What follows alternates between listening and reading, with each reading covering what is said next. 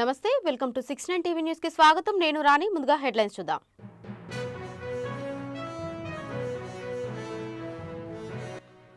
BRS ప్రభుత్వ హయాంలో గ్రామ పంచాయతీ ఉద్యోగుల జీతాలు పెండింగ్ డిప్యూటీ సీఎం బట్టి చొరవతో 192 కోట్ల నిధులు విడుదలతో హర్షం వ్యక్తం చేసిన సిబ్బంది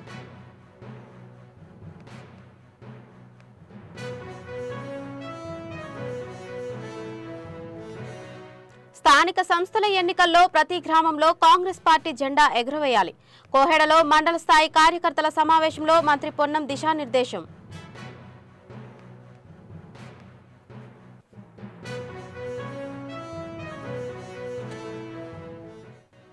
కాంగ్రెస్ ప్రభుత్వం ప్రజా వ్యతిరేక కార్యక్రమాలను ప్రజల్లోకి తీసుకెళ్లాలి బోధన్ నియోజకవర్గ నాయకులకు పిలుపునిచ్చిన బీఆర్ఎస్ ఎమ్మెల్సీ కవిత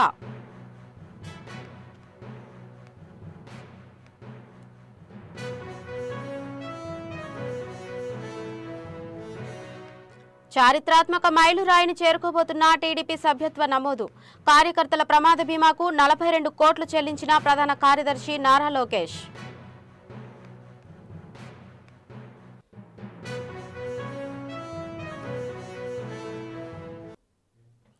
గత బీఆర్ఎస్ ప్రభుత్వం హయాంలో గ్రామ పంచాయతీ ఉద్యోగుల జీతాలు 15 నెలల వరకు పెండింగ్లో ఉండగా తెలంగాణ రాష్ట్ర ఉప ముఖ్యమంత్రి బట్టి విక్రమార్క చొరవతో 192 కోట్ల నిధులు విడుదల అయ్యాయని తెలంగాణ స్టేట్ గ్రామ పంచాయతీ కారోబార్ సిబ్బంది అసోసియేషన్ ప్రతినిధులు వెల్లడించారు ఉద్యోగుల జీతాలు నేరుగా వారి బ్యాంక్ ఖాతాలోకి జమ అవుతున్నాయని వారు తెలిపారు ఈ సందర్భంగా 2025 సంవత్సరానికి సంబంధించిన అసోసియేషన్ క్యాలెండర్ను బట్టి విక్రమార్క నాంపల్లి పబ్లిక్ గార్డెన్లో ఆవిష్కరించారు అనంతరం అసోసియేషన్ వైస్ ప్రెసిడెంట్ వంగ రవీందర్ మాట్లాడుతూ గ్రామ పంచాయతీ ఉద్యోగుల సమస్యలను త్వరలోనే పరిష్కరిస్తామని బట్టి విక్రమార్క హామీ ఇచ్చారని తెలిపారు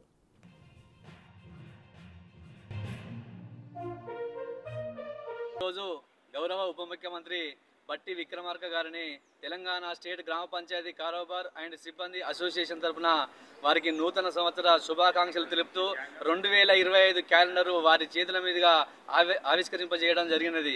గతంలో చూస్తే గత కేసీఆర్ ప్రభుత్వంలో పెండింగ్లో ఉన్నటువంటి జీతాలు కూడా మన కాంగ్రెస్ ప్రభుత్వం అధికారం చేపట్టిన వెంటనే 2 దఫాలుగా దాదాపుగా 200 కోట్లు ప్రత్యేక నిధులు కేటాయించి కూడా మరి సిబ్బంది జీవితాల్లో వెలుగును నింపినట్టు ప్రభుత్వము మన కాంగ్రెస్ ప్రభుత్వము. అలాగే ఈ కొత్త సంవత్సరం 2025 జనవరి నుండి కూడా ప్రభుత్వ ఖజానా నుండి నేరుగా బ్యాంకు ఖాతాల ద్వారా సిబ్బందికి వేతనాలు చెల్లించాలని మరి ప్రభుత్వం రూపకల్పన చేస్తుంది. దానికి గాను మా అసోసియేషన్ తరఫున మరి ప్రభుత్వానికి మరి అందరి మంత్రులకు కూడా ప్రత్యేక ధన్యవాదాలు తెలుపుతూ మరి రానున్న రోజుల్లో కూడా కారోబార్ సమస్యలు కానీ సిబ్బంది సమస్యలు కానీ వారికి మేము క్షుణ్ణంగా వివరించడం జరిగింది. దానికి మంత్రి గారు సానుకూలంగా స్పందిస్తూ స్థానిక సంస్థల ఎన్నికల్లో ప్రతి గ్రామంలో కాంగ్రెస్ పార్టీ జెండా ఎగురవేయాలని మంత్రి పొన్నం ప్రభాకర్ కార్యకర్తలకు పిలుపునిచ్చారు. సిద్దిపేట జిల్లా హుస్నాబాద్ నియోజకవర్గం కోహెడ మండల కేంద్రం మండల స్థాయి ముఖ్య నేతలు కార్యకర్తల సమావేశంలో మంత్రి పాల్గొన్నారు. ప్రజాపాలన ప్రభుత్వం అమలు చేస్తున్న పథకాలు గ్రామ గ్రామాన ప్రజల్లోకి తీసుకెళ్లాలని గతంలో బీఆర్ఎస్ ఏం చేసిందని కేంద్రంలో ఉన్న బీజేపీ ప్రభుత్వం ఏం చేసిందని ఆయన ప్రశ్నించారు. ఇచ్చిన మాట ప్రకారం రైతులకు 2 లక్షల రూపాయల రుణమాఫీ పూర్తి చేశామని సంక్రాంతికి రైతు భరోసా వస్తుందని మంత్రి పొన్నం ప్రభాకర్ హామీ ఇచ్చారు.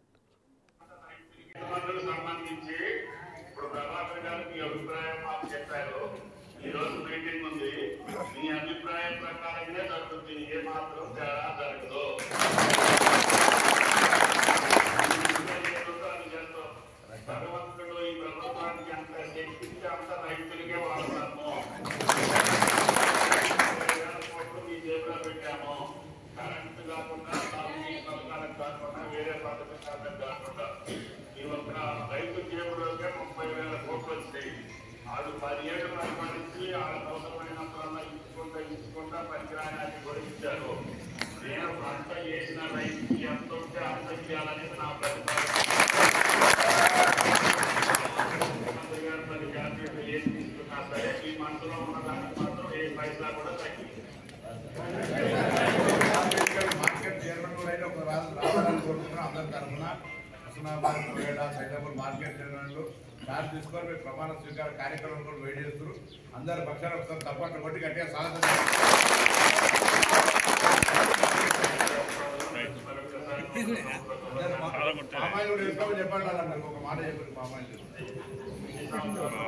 భారీ పంటలతో ఆనందంగా సంతోషంగా సంతోషాలతో ఉండాలి. అన్న చెప్పినట్టుగా ఎక్కడ వీలైతే అక్కడ ఆయుష్మానికి ఒకే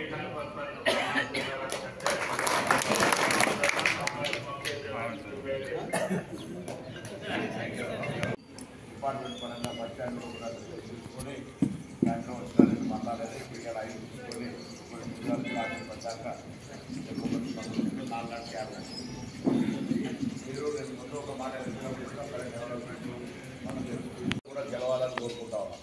గెలవాలంటే మీరు అందరికీ సహకారం చేయడానికి సిద్ధంగా ఉన్నాం. సర్పంచ్ ఎలక్షన్లో పార్టీ పరంగా ఉన్నాయి. మీరే ఊళ్ళో అందరూ కూర్చొని మన పార్టీ దాన్ని పట్టుకొని మన పార్టీ కార్యకర్తలు ఎవరిని రిజర్వేషన్ ఎట్లా వస్తుందో తెలియదు. దాని ప్రకారంగా ఏ రిజర్వేషన్ ఎవరైతే అనేది కొంత పంచాయతీ లేకుండా అందరూ కూర్చొని రేపు అందరూ మీరంతా గ్రామ స్థాయిలో ప్రతినిధులు ఉన్నట్టయితే నేను ఇంకా డెవలప్మెంట్ చేయడానికి ఎక్కువ ఉపయోగపడుతుంది. ఎమ్మెల్సీ కవిత నివాసంలో బోధన్ నియోజకవర్గ నాయకులు కార్యకర్తల సమావేశం జరిగింది. రానున్న స్థానిక సంస్థల ఎన్నికల్లో నాయకులు కార్యకర్తలు కష్టపడి పనిచేసి బీఆర్ఎస్ పార్టీని గెలిపించాలన్నారు. కాంగ్రెస్ పార్టీ ప్రభుత్వం అవలంబిస్తున్న ప్రజా వ్యతిరేక కార్యక్రమాలను ప్రజల్లోకి తీసుకెళ్లాలని ఆమె పిలుపునిచ్చారు. ఈ కార్యక్రమంలో మాజీ ఎమ్మెల్యే షకీల్ సతీమణి అయేషా ఫాతిమా, నిజామాబాద్ అర్బన్ మాజీ MLA Ganesh Gupta, BRS party ముఖ్య నాయకులు పాల్గొన్నారు.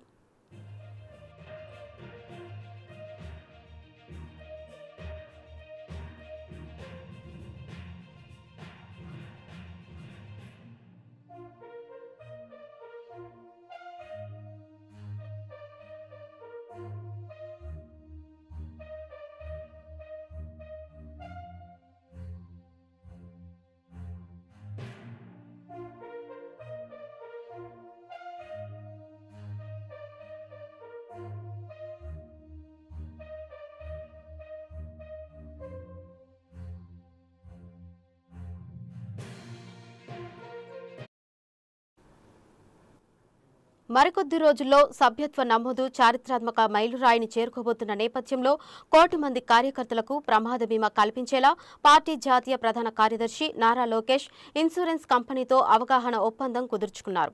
ఉండవల్లి నివాసంలో జరిగిన కార్యక్రమంలో ఈ మేరకు మంత్రి లోకేష్ యునైటెడ్ ఇండియా ఇన్సూరెన్స్ ప్రతినిధులు ఎంఓయూపై సంతకాలు చేశారు.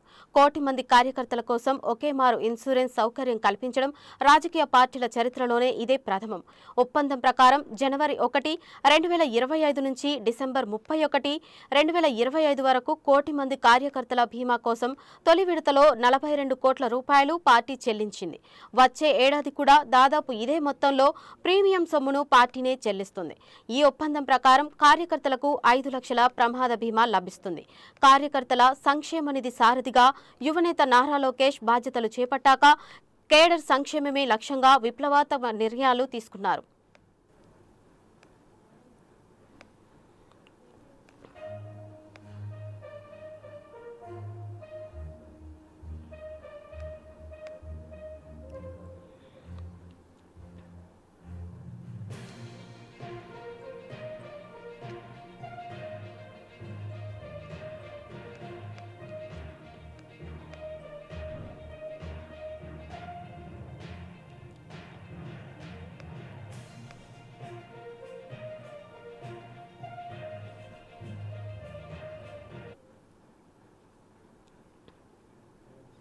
సికింద్రాబాద్ కంటోన్మెంట్ అభివృద్ధిలో బీజేపీ నాయకులు కార్యకర్తల పాత్ర కీలకంగా ఉందని, వారి కృషి ఫలితంగా కంటోన్మెంట్లో అనేక అభివృద్ధి పనులు జరుగుతున్నాయని కంటోన్మెంట్ బోర్డు మెంబర్ జన్యావుల రామకృష్ణ అన్నారు. సికింద్రాబాద్ కంటోన్మెంట్ వార్డ్ 6 పద్మనాభ కాలనీలో 15 లక్షల రూపాయలతో కాంపౌండ్ వాల్ నిర్మాణానికి భూమి పూజ చేసి పనులు ప్రారంభించారు. ఈ సందర్భంగా ఆయన మాట్లాడుతూ బీజేపీ నాయకులు కార్యకర్తలు నిరంతరం ప్రజల మధ్యలో ఉండి సమస్యలను గుర్తించి పరిష్కారానికి ఎంతగానో కృషి చేస్తున్నారని, ప్రజలతో మమేకమై ఎప్పటికప్పుడు ప్రతి విషయాన్ని అధికారుల దృష్టికి, నాయకుల దృష్టికి తీసుకువెళ్లి అభివృద్ధి పనులు చేయించుకుంటున్నారని తెలిపారు.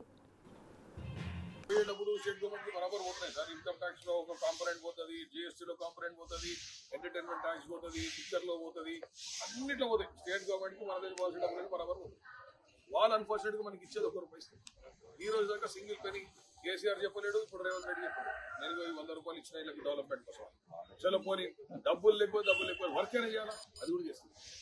సో మనలో ఒక తీసి బారేసిన లెక్క చూస్తున్నాం తెలంగాణ. దానివల్ల 90% పోతుంది. అది బట్టి నేను అష్యూరెన్స్ ఇస్తాను. 80-90% మీకు ఆ వాటర్ మునిగే తగ్గ. సపోజ్ ఇప్పుడు 3 feet వస్తుంది అనుకోండి సార్, 6 inches కూడా 2-3 years లో అంత ప్లానింగ్ చేస్తాం. ప్రాబ్లం లేదండి, డ్రైనేజ్ వస్తుంది.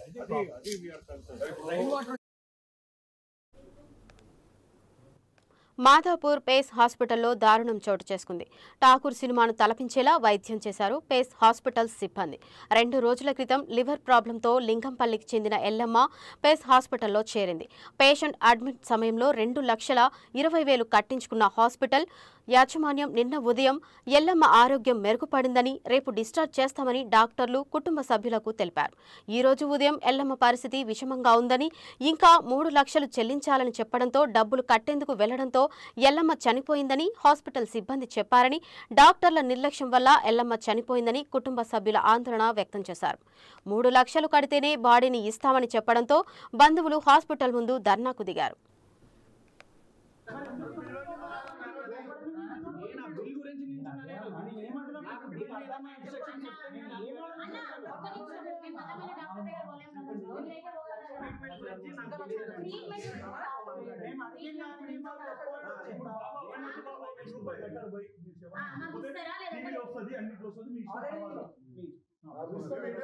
సర్జరీ సక్సెస్ అయిన తర్వాత మనిషి ఇప్పుడు లేదు, దానికి కూడా మళ్ళీ 2 లక్షల బిల్లు.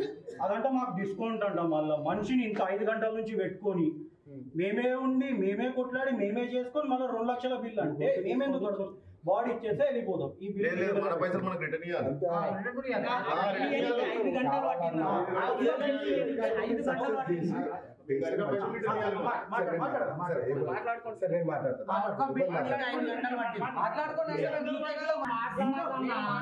మాట మార్చి మాట్లాడకు. 5 గంటల నుంచి ఇయ్యలేని బిల్లు 15 నిమిషాలు ఎక్కువ వచ్చింది. నా దగ్గరకు వచ్చినప్పుడు నేను ఏం చెప్పాను వినండి.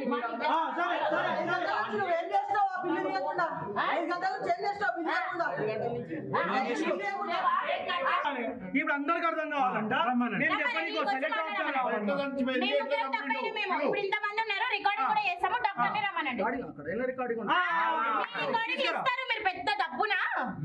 మీరు బాడీని మీకు నేను సీడీనే ఇస్తాను. అది కాదు, డాక్టర్ తో మాట్లాడింది. టిప్స్ ప్రొసీజర్ ఇస్తాను. వెంటిలేటర్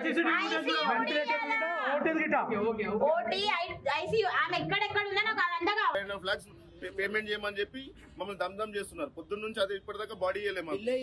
ఇప్పుడు ఏమంటున్నారు, మీ బాడీ మీరు తీసుకెళ్ళిపోండి. మేము ఏమడుగుతున్నాం, డాక్టర్ వచ్చి ఎట్లా చనిపోయిందని అడిగితే కూడా అది కూడా చెప్తలేదు. దగ్గర కూడా కనీసం దుబ్బేస్తున్నారు మమ్మల్ని బయటికి. ఏదో ఒక పేపర్ కూడా ఇస్తలేరు. మీరు పైసలు ఏం కట్టకండి, వెళ్ళిపోండి, ఇటు నుంచి వెళ్ళిపోండి అని దుబ్బేస్తున్నారు. కానీ మాకు ఒక సమాధానం కూడా, రెస్పాన్స్ కూడా ఇస్తలేరు. ఒక డాక్టర్ ఎట్లా చనిపోయింది అడిగితే కూడా చెప్తలేదు. అదే డాక్టర్ నిన్న 0% రిస్క్, మీ అమ్మ మంచిగా ఉంది, బయట పడ్డదని చెప్పిండు. ఇప్పుడు అదే డాక్టర్ ఒక్కసారి మేము మాట్లాడతామంటే మనం కూడా కలవనిస్తలేదు. డాక్టర్ మాకు సమాధానం కూడా చెప్తలేదు. అదే మేము ఏమంటారు, డాక్టర్ వచ్చి మాకు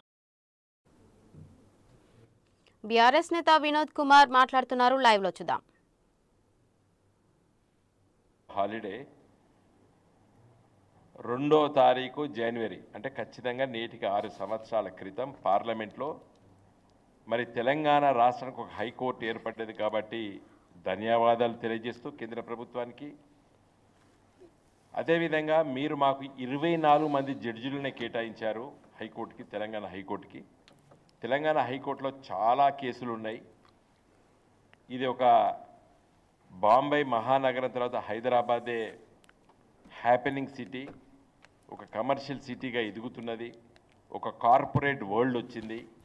కాబట్టి మాకు early justice, early disposal of the cases ఉండాలి అని రిక్వెస్ట్ చేసి మీరు 42 వరకు పెంచండి.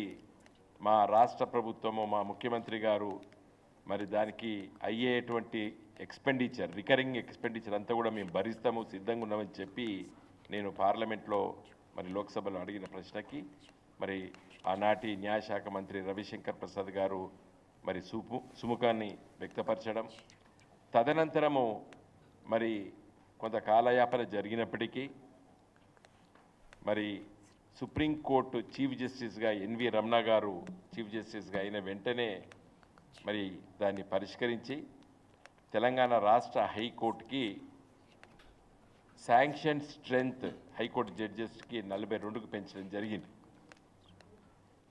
మరి నేటికి 6 సంవత్సరాలు అయినప్పుడు కూడా 42 మంది జడ్జిలు సంపూర్ణంగా రిక్రూట్మెంట్ కావడం లేదు. ఇప్పుడే మా పార్టీ లీగల్ సెల్ కన్వీనర్ మరి హైకోర్టులో సీనియర్ అడ్వకేట్ భరత్ గారు ఏం చెప్తున్నారంటే 27 మందే ఉన్నారన్న ఇప్పుడు, అంటే 3 + 12 15 ఖాళీలు ఉన్నాయి ఇవాళ హైకోర్టులో. ఎందుకు ఖాళీలు ఉండాలి? ఇవాళ వెనకబడ్డ తరగతుల నుండి చాలామంది మంచి మేధస్సు కలిగినటువంటి న్యాయవాదులు ఎదిగినరు హైకోర్టులో. ఇవాళ షెడ్యూల్ తెగలు, షెడ్యూల్ ట్రైబ్స్ ఒక్కరు కూడా లేరు ఇవాళ హైకోర్టులో జడ్జి. ఎందుకు లేరు? ఎస్టీ రిజర్వేషన్స్ అమలు అవుతున్నాయి దేశంలో, రాజ్యాంగం చెప్తుంది ఎస్టీ రిజర్వేషన్స్ అని. ఒక్క హైకోర్టు జడ్జి లేడు షెడ్యూల్ ట్రైబ్ జడ్జి ఇవాళ. షెడ్యూల్ క్యాస్ట్ మరి వాళ్ళకి రిజర్వేషను రాజ్యాంగబద్ధంగా 14% ఉన్నది. ఆ పర్సంటేజ్ ప్రకారంగా మరి షెడ్యూల్ కులాలకు సంబంధించినటువంటి లేరు. హైకోర్టు సుప్రీంకోర్టు జడ్జెస్ లోపల రిజర్వేషన్ సిస్టమ్ లేదు, అది నాకు తెలుసు, నేను కూడా న్యాయవాదిని. కానీ అట్లీస్ట్ అఫర్మేటివ్ యాక్షన్. ఇప్పుడు ఆ వర్గాల నుండి మంచి న్యాయవాదులు ఎదిగినరు ఇవాళ హైకోర్టులో పట్ల. కాబట్టి ఇలా నూతన సంవత్సరం సందర్భంలో తెలంగాణ రాష్ట్రం లోపల ఇలాంటి మరి గ్యాప్స్ను ఫిలప్ చేయాలని చెప్పే మా ఉద్యమకారుల ఆలోచన. ఇవాళ నేను పార్లమెంట్లో 24 ఉన్నటువంటి శాంక్షన్ స్ట్రెంత్ని 42కి మరి కేసీఆర్ గారి నాయకత్వాన మేము ప్రయత్నం చేసినప్పుడు సక్సెస్ అయినాం. 42 మంది జడ్జిలు ఇప్పటివరకు హైకోర్టులు నిండలేదు 6 సంవత్సరాలు అయినప్పటికీ కూడా.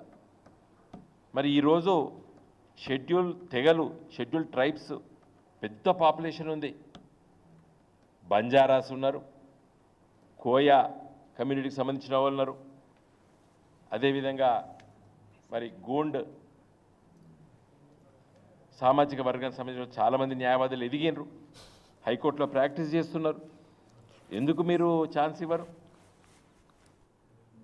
వైఎస్ఆర్సీపీ నేత అంబటి రాంబాబు మీడియాతో మాట్లాడుతున్నారు. లైవ్లో చూద్దాం. మాటలకు అర్థాలే వేరులే, అర్థాలే వేరులే. అవునంటే కాదనిలే, కాదంటే అవుననిలే. చక్కగా సూట్ అయిపోద్ది దీనికి. చంద్రబాబు నాయుడు గారికి కక్ష లేదు అంటే కక్ష ఉంది అని అర్థం. చంద్రబాబు నాయుడు గారు నేను నిప్పు లాంటి మనిషిని అన్నాడు అనుకోండి, ఆయన పెద్ద తుప్పు లాంటి మనిషి అని అర్థం. నేను అసలు తప్పే చెయ్యను అన్నాడంటే నిత్యం తప్పులు చేస్తాడని అర్థం. నా అంత విశ్వసనీయత కలిగిన రాజకీయవేత్త ఈ దేశంలో లేడు అంటే అంత విశ్వాసఘాతకుడు ఈ రాజకీయాల్లో ఈ దేశంలో ఎవ్వడు లేడు అని అర్థం. నేను అందరినీ విశ్వసిస్తాను అంటే ఎవరిని నిశ్వసించను అని అర్థం. నేను అక్రమాలు చెయ్యను అన్నాడా, రోజు అక్రమాలు చేస్తాడని అర్థం. నేను ఇదంతా ఎందుకు మీకు ప్రత్యేకంగా చెప్పాల్సిన అవసరం ఏముంది? చంద్రబాబు నాయుడు గారు ఉమ్మడి రాష్ట్రం అయిపోయిన తర్వాత, విడిపోయిన తర్వాత హైదరాబాద్లో ఒక ఎమ్మెల్సీని కొనడం కోసం డబ్బులు సరఫరా చేస్తూ లైవ్లో దొరికిపోయాడు. అవునా? నేనన్నా కల్పించానేది? అదే మా వాళ్ళు బ్రీఫ్డ్ మీ కేసులో అంత లైవ్లో దొరికిపోయినా కూడా నా అంత నిజాయితీ పరుడు ఎవడో లేడు నమ్మని అంటాడు. ఈ పత్రికలేమో వాళ్ళు చంద్రబాబు నాయుడు గారు అంత నిజాయితీ పరులు ఎవరు లేరండి, ఈ భారత రాజకీయాల్లో ఆయనంత స్వచ్ఛమైనటువంటి రాజకీయ నాయకుడు ఎవ్వరు లేరు అని చెప్తాడు. మనం నమ్మాలి. అంత పెద్దగా లైవ్లో దొరికిపోయినా కూడా మహానుభావుడు భలే మేనేజ్ చేసుకుంటాడులే. చక్కగా వ్యవస్థలన్నిటినీ మేనేజ్ చేసుకుని తప్పుకుని బయటికి రాగలిగినటువంటి, ఎన్ని ఘోరాల నుంచి అయినా తప్పుకుని రాగలిగినటువంటి గొప్ప వ్యక్తి చంద్రబాబు నాయుడు గారు. మండపేట మున్సిపాలిటీ 12వ వార్డు కౌన్సిలర్ తోట త్రిమూర్తులు ఆధ్వర్యంలో మలసాని సీతామహాలక్ష్మి వైఎస్ఆర్ కాంగ్రెస్ పార్టీ కౌన్సిలర్గా గెలుపొందారు. 2024 అసెంబ్లీ ఎలక్షన్లో వైఎస్ఆర్ కాంగ్రెస్ పార్టీ ఓటమి తర్వాత జోగేశ్వరరావు ఆధ్వర్యంలో తెలుగుదేశం పార్టీ పంచన చేరారు. కానీ చేరిన తర్వాత అక్కడ గతంలో వైఎస్ఆర్ కాంగ్రెస్ పార్టీలో ఉన్న సముచిత గౌరవం, ప్రాధాన్యత తెలుగుదేశం పార్టీలో దక్కక చాలా ఇబ్బంది పడ్డారు. అదే 12వ వార్డు కౌన్సిలర్ మలసాని సీతామహాలక్ష్మి ఆమె భర్తతో పాటు వైఎస్ఆర్ కాంగ్రెస్ పార్టీ ఆఫీసుకు వచ్చి ఎమ్మెల్సీ తోట త్రిమూర్తులకు నూతన సంవత్సర శుభాకాంక్షలు తెలుపుతూ మిమ్మల్ని వదిలి మేము వెళ్లి చాలా తప్పు చేశామని క్షమించమని కాళ్లు పట్టుకోవడానికి సిద్ధపడితే ఎమ్మెల్సీ త్రిమూర్తులు వెంటనే అడ్డుకుని తప్పు తెలుసుకున్నావు కదా, వార్డు ప్రజలకు జాగ్రత్తగా సేవలు చేసుకోమని చెప్పి పంపారు.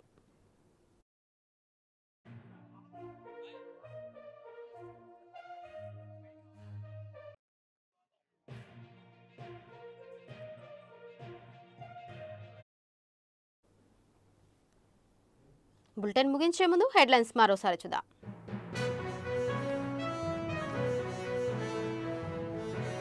బీఆర్ఎస్ ప్రభుత్వ హయాంలో గ్రామ పంచాయతీ ఉద్యోగుల జీతాలు పెండింగ్. డిప్యూటీ సీఎం భట్టి చొరవతో 192 కోట్ల నిధులు విడుదలతో హర్షం వ్యక్తం చేసిన సిబ్బంది.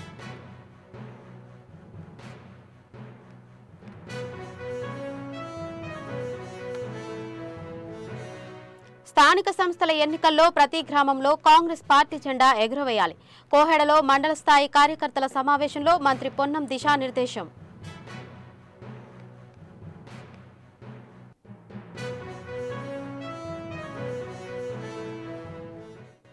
కాంగ్రెస్ ప్రభుత్వం ప్రజా వ్యతిరేక కార్యక్రమాలను ప్రజల్లోకి తీసుకెళ్లాలి. బోధన్ నియోజకవర్గ నాయకులకు పిలుపునిచ్చిన బీఆర్ఎస్ ఎమ్మెల్సీ కవిత.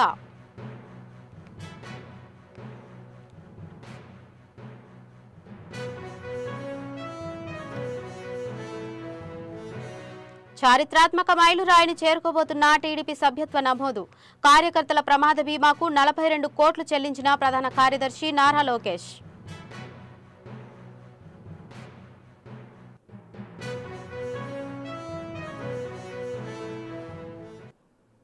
ఇవి ఇప్పటివరకున్న అప్డేట్స్. మరిన్ని అప్డేట్స్ కోసం చూస్తూనే ఉండండి 69 టీవీ న్యూస్.